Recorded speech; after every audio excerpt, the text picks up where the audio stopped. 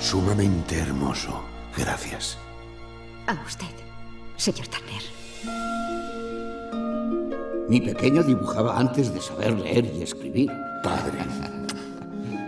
Constable Turner. ¿Sigue pintando sus bellos cuadritos, señor Turner? Sería un excelente motivo para un cuadro. ¿Usted cree? Me lo voy a pensar. Cuando veo una obra de arte como la suya, me sorprende la claridad con la que ha sabido captar el instante. ¿Por qué diantres ha hecho eso? Ha echado a perder una obra maestra.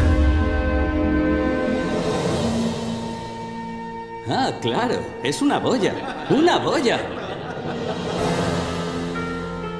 El señor Turner parece prescindir totalmente de la forma. Turner. Se nota que está perdiendo la vista. La obra maestra que aquí podéis ver nos la envía el señor Turner con mucho placer. Creo que es usted un hombre de fuerte espíritu y sentimientos elevados.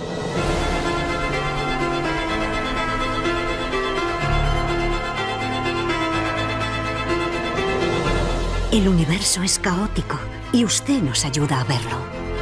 Es usted un visionario, señor Turner.